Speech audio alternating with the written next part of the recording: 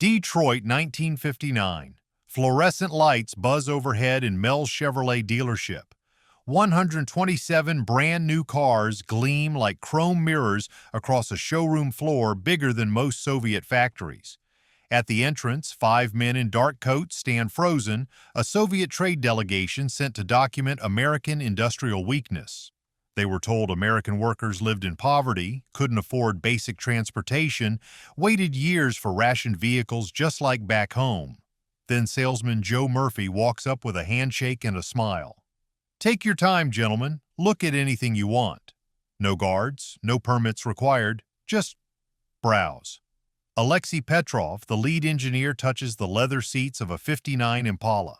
Sticker price, $2,160. He does the math in his head, 5 months of an American worker's wages. Back in Moscow, his family waited 8 years for their Moskvich, and it cost him 3 years of savings. Through the showroom window, Petrov spots 3 more dealerships across the street. Ford, Plymouth, Buick, each one just as massive. If American capitalism was supposed to be failing, why were there more cars on this one Detroit block than in his entire district back home? Subscribe for more buried Cold War stories that reveal what really happened when two worlds collided. Comment where you're watching from. These documented accounts traveled further than any Soviet delegation ever imagined. The heavy glass doors of Mel's Chevrolet dealership swung open with a soft whoosh, and the first thing that hit Alexei Petrov wasn't the sight of the cars, but the smell. New leather, fresh paint, and something clean and chemical he couldn't identify. The fluorescent lights hummed overhead, casting everything in a white glow that made the chrome bumpers and grills shine like mirrors. 127 automobiles sat arranged in perfect rows across a showroom floor, so vast it could have housed an entire Moscow apartment block. Petrov pulled his wool coat tighter around his shoulders and stepped forward with the rest of the Soviet trade delegation, their footsteps echoing against polished concrete. Behind him, Comrade Volkov muttered something under his breath about American excess, but Petrov barely heard it. His engineer's eye was already cataloging what he saw.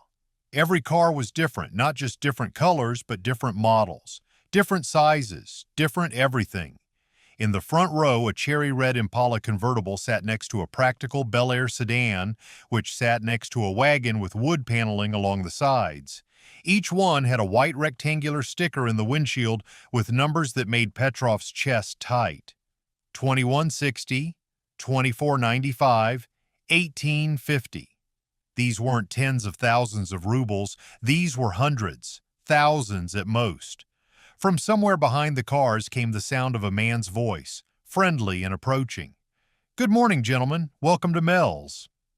Joe Murphy appeared from between a blue sedan and a white coupe, his hand extended and a smile creasing the corners of his eyes. He was about 40, wearing a pressed white shirt and a thin black tie, his dark hair combed back with pomade. No uniform, no badge, no suspicious questions about who they were or why they were here. Just a handshake that felt solid and warm, and eyes that looked genuinely pleased to see them.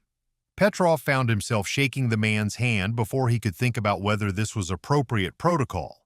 Joe's grip was firm but not aggressive, the handshake of someone who worked with his hands but spent his days talking to people. "I'm Joe Murphy, sales manager here. You folks visiting Detroit?" His voice carried a slight accent Petrov couldn't place, something Midwestern and open. Through their interpreter, Petrov explained they were Soviet engineers studying American industrial techniques. He expected suspicion, paperwork, maybe a phone call to someone in authority. Instead, Joe's face lit up with what appeared to be genuine interest. "Engineers, huh? Well, you came to the right place. Detroit's the Motor City." He gestured toward the sea of automobiles around them. "Take your time looking around. Touch anything you want. Ask me questions. That's what I'm here for." The casual invitation to touch anything you want sent a small shock through Petrov's system. At home, even looking too closely at merchandise in state stores could draw unwanted attention. Here, this American was encouraging them to examine the goods with their hands. Petrov approached the red Impala convertible and ran his palm along the hood. The metal was smooth and cold, painted in a color so deep it seemed to glow from within. He'd never seen an automobile painted this shade of red. Soviet cars came in black, occasionally dark blue if you were very lucky. This looked like something from a film. Joe appeared beside him, producing a key from his pocket. Want to see under the hood? This one's got our 348 V8 engine, real powerhouse. Without waiting for an answer, he popped the hood latch and lifted the heavy metal panel. Petrov leaned forward and found himself staring at an engine that looked nothing like the simple four-cylinder motor in his Moskvich. This was a maze of chrome and steel, with parts he recognized and parts he didn't. The air cleaner alone was bigger than his entire carburetor back home. 250 horsepower, Joe said, his voice carrying the pride of a craftsman showing off his work. She'll do 0 to 60 in about 9 seconds. Not the fastest thing we make, but plenty for most folks. Petrov did quick calculations in his head.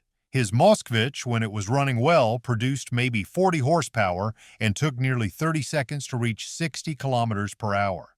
This machine had more than 6 times the power, but it was the interior that truly stopped him short. Joe opened the driver's door and gestured for Petrov to look inside. The seats were upholstered in red and white, leather that looked soft enough to sleep on. The dashboard wasn't the simple metal panel of Soviet vehicles, but a curved sweep of padded vinyl with chrome accents and more gauges and controls than Petrov had ever seen in a civilian vehicle. There was a radio with chrome knobs, a clock built right into the dashboard, and controls for things he couldn't immediately identify. Power steering, power brakes, Joe explained, settling into the driver's seat like he was demonstrating furniture. Automatic transmission too, so no clutch to worry about, just put it in drive and go. He pointed to a lever on the steering column that read park, reverse, neutral, drive, low. The concept of a transmission that shifted itself seemed almost magical.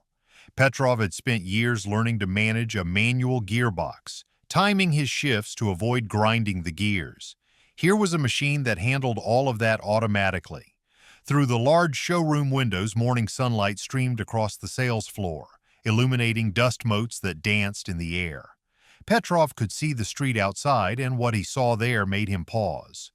Across the busy avenue sat another building with large windows and rows of cars visible inside, and next to that, another one. Ford read one sign.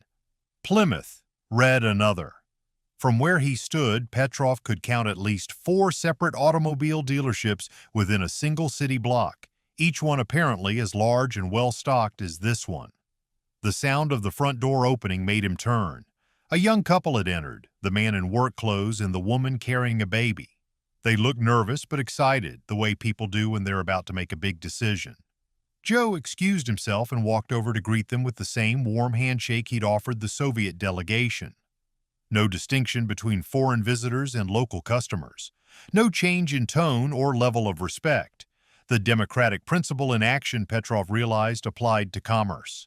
As Joe began showing the young family around a modest sedan in the corner, Petrov pulled out the small notebook he always carried and began writing. American Automobile Dealership operates as open marketplace, he wrote in careful Cyrillic letters. No permits required to browse. No limitations on examination of merchandise. Sales personnel treat all customers with equal courtesy, regardless of apparent economic status. He paused, pen hovering over the page. Abundance appears genuine, not staged for foreign visitors. The fluorescent lights hummed overhead, the chrome gleamed under their white glow, and somewhere in the back of his mind, Alexei Petrov began to wonder what else he'd been told about America that might not match the reality unfolding in front of his eyes. Joe Murphy walked back toward the Soviet delegation carrying a clipboard and wearing the patient expression of a man who explained complicated things for a living. The young couple had wandered off to examine a blue Bel Air, their baby gurgling contentedly as they peered through the windows, and now Joe's attention returned to his foreign visitors. Petrov noticed how the salesman moved between customers without any apparent hierarchy, no preference for the locals over the foreigners, no special deference to wealth or status. It was a small thing, but it struck him as fundamentally different from how commerce worked back home. "You gentlemen interested in any particular model?" Joe asked, settling his clipboard against his hip. Through their interpreter, Petrov explained they were more curious about the business itself. How many cars, what prices, how Americans could afford such machines. Joe's eyebrows lifted with interest rather than suspicion. Well, let's start with the numbers then. We've got about 130 vehicles on the lot right now, though that changes every day. People buying, new shipments coming in from the factory. He gestured toward the showroom floor like a farmer discussing his harvest. Base model Biscayne starts at $1,900. Impala like that red one goes for about $2,160. Fully loaded with all the options, you might get up to $28,000, maybe $3,000. Petrov did quick mental arithmetic, converting the figures into terms he could understand. An average American factory worker, according to the briefings they'd received before leaving Moscow, earned approximately $100 per week. That meant this base model automobile cost roughly 19 weeks of wages, less than 5 months of salary. He thought of his own Moskvich, sitting in the communal garage behind his apartment building in Moscow. He'd waited 8 years for the privilege of purchasing it, then spent 3 years of his monthly salary to actually buy it. The monthly payments had meant no meat for dinner twice a week, no new clothes for his son, no small luxuries that made life pleasant. The sound of a car door slamming outside drew his attention to the showroom windows. A middle-aged man in coveralls was climbing out of what appeared to be a 5- or 6-year-old Chevrolet, its green paint faded but the chrome still gleaming in the Detroit sunlight. The man walked through the front doors with the casual confidence of someone conducting routine business, nodding to Joe as he approached. "Morning, Joe. Come to look at that wagon you mentioned." Joe smiled and shook the man's hand. "Frank, good to see you. The Nomad's right over there. Want to take a look under the hood?" As Joe led Frank toward a cream-colored station wagon, Petrov overheard fragments of their conversation.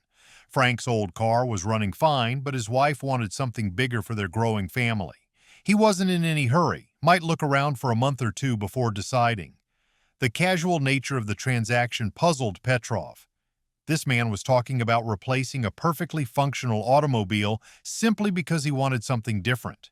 At home, you drove your car until it literally would not run anymore, then you waited years for permission to buy another one. Joe returned to the delegation and began explaining the financing system that made these purchases possible. "Most folks don't pay cash," he said, his tone matter-of-fact.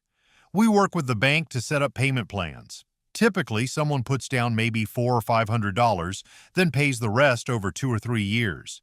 He pulled out a rate sheet from his clipboard and showed them the numbers. On a $2,100 car, you might pay $67 a month for 36 months. The concept of credit, of being given expensive goods before you'd actually paid for them, struck Petrov as either brilliantly trusting or dangerously naive.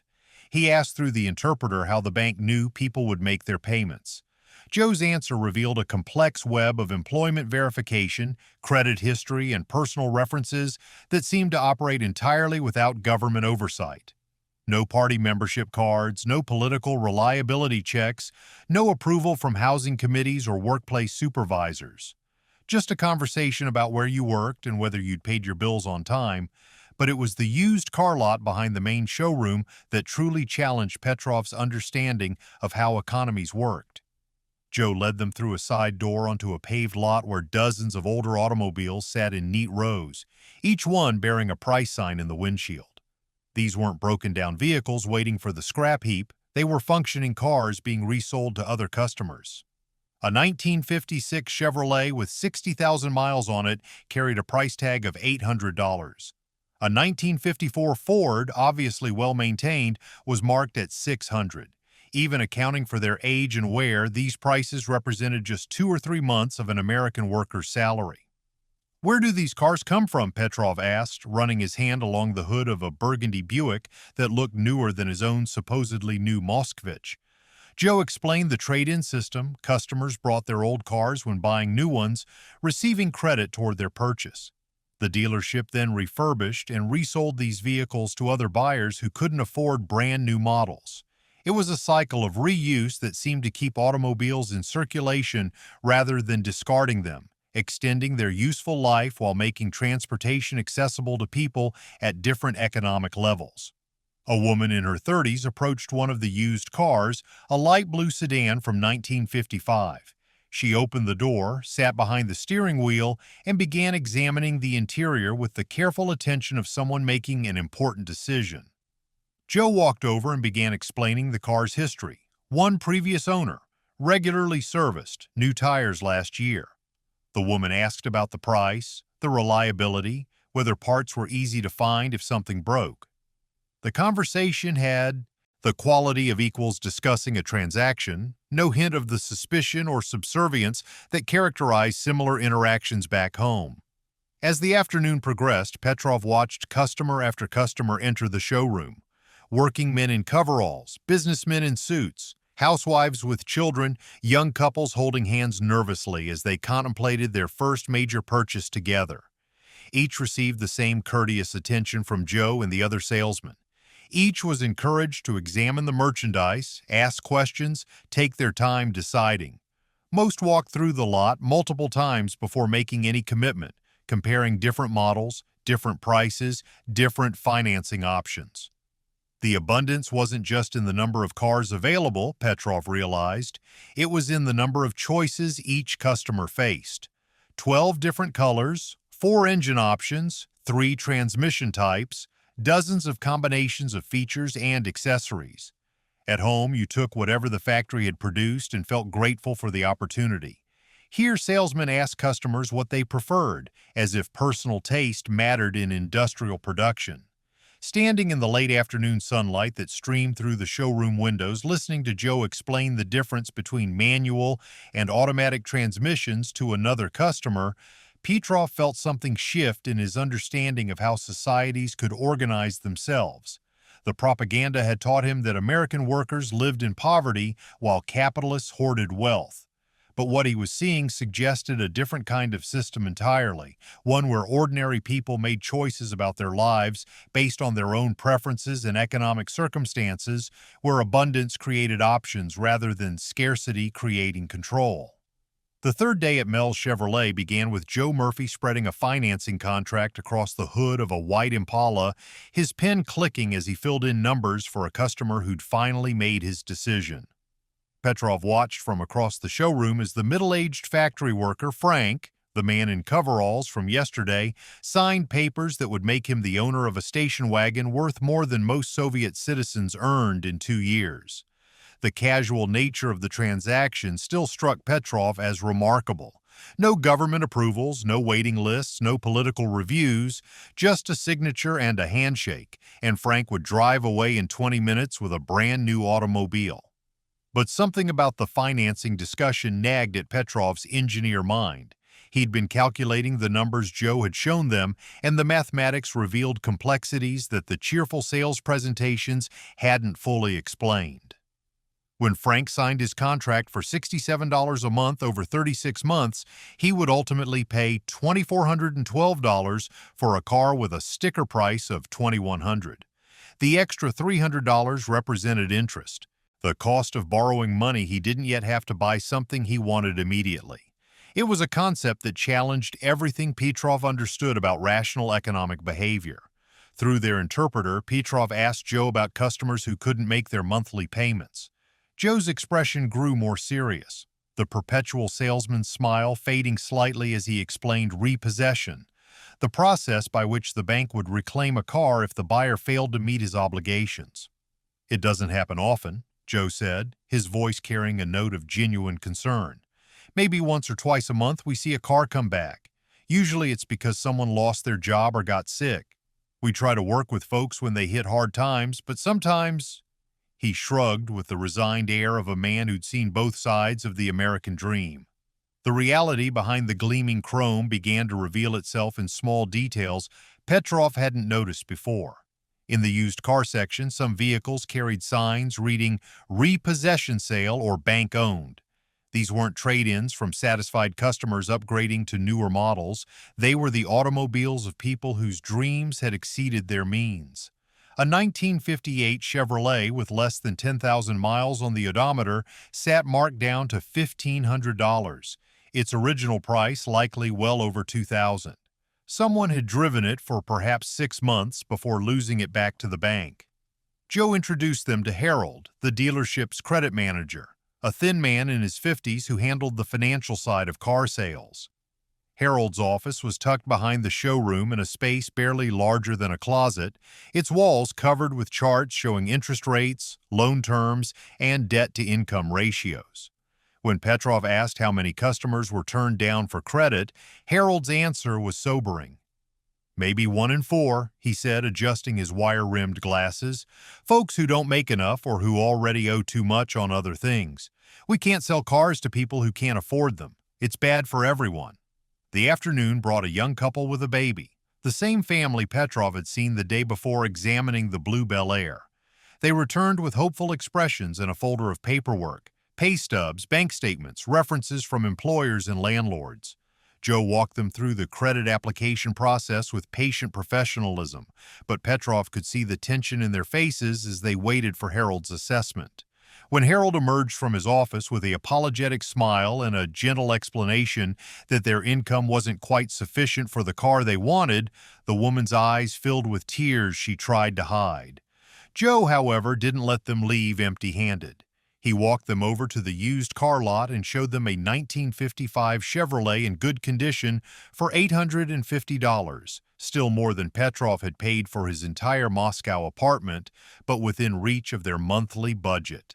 The couple examined the older car with the same careful attention they'd given the new one, and by evening they were signing papers and shaking Joe's hand. They drove away as the sun set over Detroit, their faces glowing with pride despite having settled for less than they'd originally wanted. But it was the conversation with Mrs. Patterson that truly unsettled Petrov's understanding of American abundance. She was an elderly woman who arrived at the dealership in a taxi, dressed in a worn but clean coat and carrying a purse that had seen better decades. She wasn't there to buy a car, she was there to surrender one. Her late husband's 1957 Buick sat in her driveway, she explained to Joe, but she couldn't afford the payments anymore on her widow's pension. The bank had agreed to let her return it voluntarily rather than face repossession proceedings. Joe handled her situation with the same respect he showed paying customers, helping her gather her personal belongings from the car and explaining how the voluntary return would affect her credit record. As she signed the final papers, Mrs. Patterson's hands shook slightly. "He was so proud of this car," she told Joe, her voice barely above a whisper. "Said it was the finest thing he'd ever owned." She patted the Buick's hood one last time before walking back to her waiting taxi, leaving behind not just an automobile, but a piece of her husband's American dream. The weight of these stories began to accumulate in Petrov's notebook and his conscience. The abundance was real, but so was the anxiety that came with it. Americans had choices Soviet citizens could barely imagine, but those choices came with risks and consequences that the Soviet system, for all its shortcomings, didn't impose on individuals. In Moscow, Petrov's family might wait 8 years for a car, but once they had it, no one could take it away for missing payments. No one faced the humiliation of repossession or the stress of monthly debt. As evening approached and the showroom lights reflected off the polished hoods and chrome bumpers, Petrov found himself questioning not just what he'd been told about American poverty, but what poverty itself meant in different contexts. Was it worse to have no car at all or to have one and lose it? Was it more dignified to accept limited options from a paternalistic state or to face unlimited choices with the constant possibility of failure? Standing among the gleaming automobiles that represented both American achievement and American anxiety, Petrov began to understand that the real difference between the two systems wasn't just about abundance or scarcity. It was about who bore the responsibility for individual success and failure and what price each society was willing to pay for its particular vision of human dignity. The fourth morning brought rain to Detroit, drumming against the showroom windows and turning the streets into rivers of reflected neon and chrome. Petrov stood near the entrance of Mel's Chevrolet, watching water cascade down the glass while his fellow delegation members huddled together in quiet conversation behind him. Their voices carried a different tone today, sharper, more suspicious, the comfortable camaraderie of the previous days replaced by something that felt like doubt creeping back in. Comrade Volkov had spent the previous evening in their hotel room raising questions that Petrov had been trying to avoid. "This is too convenient," Volkov had said, his voice carrying the practiced paranoia of a man who'd survived Stalin's purges by trusting nothing at face value. "One dealership, perfectly arranged for our visit. One salesman who speaks slowly and explains everything like we're children. How do we know this isn't theater?" The questions had lodged in Petrov's mind like splinters, making him examine everything he'd observed through a lens of renewed skepticism. When Joe Murphy arrived that morning, shaking rain from his coat and greeting them with his usual warm smile, Petrov found himself studying the man's face for signs of deception. Was the friendliness genuine, or was Joe an actor playing a role designed to impress foreign visitors? Had the dealership been specially prepared, the most attractive cars positioned prominently, the most difficult customers kept away during their visit? The doubt felt familiar and comfortable in a way that disturbed Petrov. It was easier to retreat into suspicion than to process the implications of what he'd been witnessing. The morning's first customer seemed to validate Volkov's concerns. A well-dressed businessman arrived in a new Cadillac, clearly wealthy, and Joe immediately devoted his full attention to showing the man the most expensive vehicles on the lot. The contrast was stark compared to how he'd handled the struggling young couple or the elderly widow. When money talked, Petrov observed, even democratic American salesmen listened with greater attention. Perhaps the equality he'd witnessed was just another form of performance, carefully calibrated to American class distinctions he didn't fully understand. But it was the conversation he overheard between Joe and another salesman that truly shook his confidence. The two men were standing near the service counter, speaking in low voices about monthly sales quotas and commission structures. Joe mentioned needing to move more of the higher-priced models to meet his numbers for the month. The salesman replied that the Soviet visitors had been good for business. Their presence had attracted curious locals who wanted to see what the Russians were looking at. Petrov's stomach tightened as he realized they might have been unwitting participants in a marketing scheme.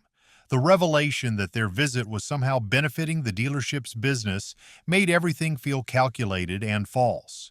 Had Joe's patient explanations been motivated by genuine hospitality or by the understanding that satisfied foreign visitors might generate publicity and local interest? When Joe showed them the financing paperwork and credit applications, was he educating them about American systems or demonstrating American prosperity for propaganda purposes?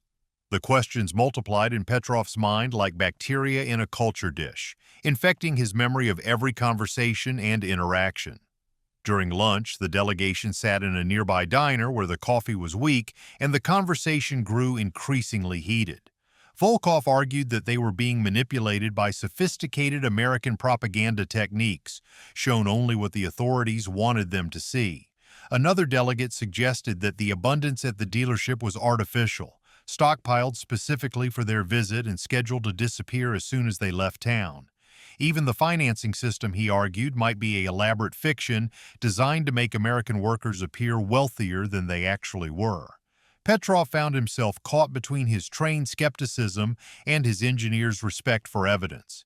His notebook contained detailed observations, precise measurements, specific conversations with multiple people over several days. The cars were real, the customers were real. The transactions he'd witnessed involved actual money-changing hands. But doubt, once introduced, had a way of contaminating everything. How could he be certain that what he'd observed represented normal American life rather than an elaborate deception orchestrated by intelligence services who understood exactly how to appeal to Soviet preconceptions? The afternoon brought a steady stream of ordinary customers, working people examining used cars, middle-class families trading up to newer models, young couples stretching their budgets to afford their first automobile. Petrov watched these interactions with new eyes, looking for signs of staging or artificiality. But the customers seemed genuinely focused on their own needs and desires, asking practical questions about reliability, fuel economy, and repair costs. Their conversations with Joe and the other salesmen had the natural rhythms of real negotiations, complete with moments of uncertainty, disappointment, and compromise. Yet even authentic interactions could be part of a larger orchestrated effort, Petrov realized. If American authorities wanted to impress Soviet visitors, the most effective approach would be to arrange genuine experiences within carefully controlled parameters. Show them real prosperity, but only the most prosperous examples. Introduce them to actual workers, but only those who could afford new cars. Let them witness authentic market capitalism, but shield them from its failures and inequities. As evening approached and the showroom lights began to reflect more prominently in the rain-streaked windows, Petrov felt the weight of uncertainty settling over everything he thought he'd learned. The abundance was probably real, but was it representative? The kindness seemed genuine, but was it strategically deployed? The system appeared to function as advertised, but were they seeing its typical operation or its best possible face? Standing among the gleaming automobiles that had initially filled him with wonder, Petrov confronted the possibility that his most important discovery wasn't about American prosperity or Soviet propaganda. It was about the impossibility of knowing truth when you were looking for it as a foreign observer in a strange land. The cars were still beautiful, the customers were still making purchases, and Joe Murphy was still treating everyone with apparent respect. But now all of it existed under a cloud of epistemological doubt that made him question not just what he was seeing, but whether accurate observation was even possible under these circumstances. The rain continued to fall against the showroom windows, washing the chrome and glass in patterns that shifted and changed with each gust of wind, beautiful and real and utterly impossible to capture or preserve. That evening, Petrov sat alone in his hotel room on the 14th floor, staring out at the lights of Detroit spread below him like scattered diamonds on black velvet. The rain had stopped, leaving the streets wet and gleaming, and he could see the neon signs of car dealerships stretching along the main thoroughfares. Ford, Chrysler, Mercury, Buick, each one promising something different but essentially the same. His notebook lay open on the small desk beside him, pages filled with observations and measurements that now felt simultaneously precise and meaningless. The numbers were accurate, but what did they actually mean? He thought of his son Mikhail, 12 years old and fascinated by machines, who would ask endless questions about American automobiles when Petrov returned to Moscow. What would he tell the boy? That American workers could buy cars with money they hadn't earned yet, but might lose those cars if they couldn't keep paying? That abundance existed but created its own forms of anxiety and inequality? That kindness might be real but could also serve calculated purposes?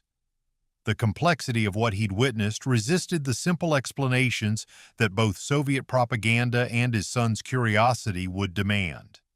A soft knock at his door interrupted his brooding. Joe Murphy stood in the hallway looking slightly uncomfortable in his civilian clothes, khaki trousers, and a wool sweater instead of his usual business attire. "Hope I'm not bothering you," Joe said, his voice carrying the same genuine warmth it had shown in the showroom. "I was wondering if you and your colleagues would like to come by my house for dinner tomorrow evening. My wife Betty makes a mean pot roast, and I thought you might enjoy seeing how ordinary Americans live." The invitation caught Petrov off guard, both because of its apparent spontaneity and because it offered exactly the kind of authentic experience he'd been hoping for. The next evening found the Soviet delegation standing on the front porch of a modest two-story house in a neighborhood that could have existed in any American city. Neat lawns, sidewalks lined with maple trees, driveways containing cars that were neither new nor particularly old, but simply functional. Joe's 1954 Ford sat in the driveway, its green paint showing the gentle wear of 5 years of regular use, but clearly maintained with care. The house itself was neither impressive nor shabby, just comfortable in the way that suggested a family living within their means without particular hardship or luxury. Betty Murphy answered the door with flour on her hands and a smile that seemed to encompass not just greeting but genuine pleasure at having guests. She was a woman in her mid-30s with graying hair pulled back in a practical style, wearing a simple dress and an apron that bore the evidence of serious cooking. The smell that greeted them was unlike anything from Soviet communal kitchens, meat roasting slowly, bread baking, vegetables simmering with herbs that Petrov couldn't identify. "Welcome," she said, ushering them into a living room that was small but meticulously clean, furnished with a sofa and chairs that matched neither each other nor any particular style, but somehow created an atmosphere of comfortable domesticity. The house revealed itself through small details that no propaganda effort could have orchestrated. Family photographs on the mantelpiece showing Joe in his Navy uniform, their wedding picture, relatives gathered around Christmas trees and birthday tables. A bookshelf containing both popular novels and technical manuals, suggesting people who read for both pleasure and self-improvement. Children's toys in a corner despite no children being present, indicating grandchildren or neighborhood kids who felt welcome here. These weren't the trappings of either poverty or wealth, but of something Petrov hadn't expected to find in America: simple middle-class contentment.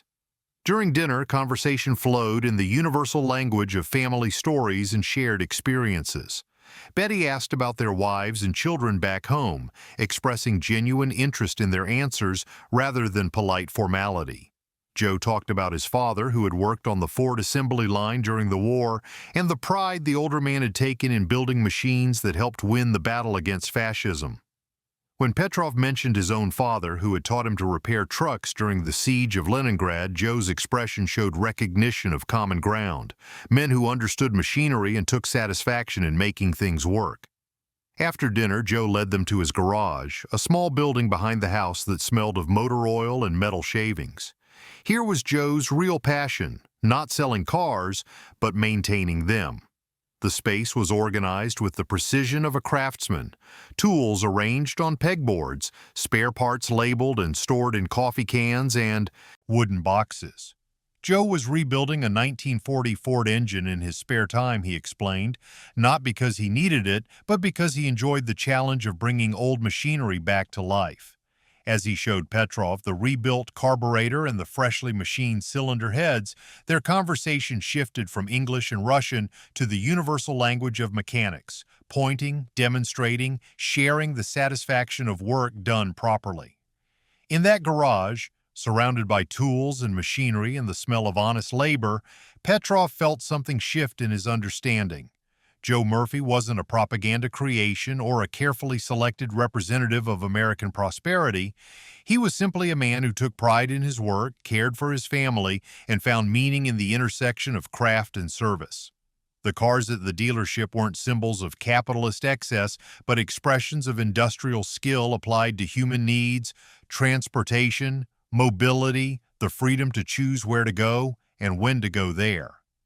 As they prepared to leave, Betty pressed a small package into Petrov's hands, homemade cookies for his journey home, wrapped in wax paper with the care of someone who understood that small gestures could bridge vast distances.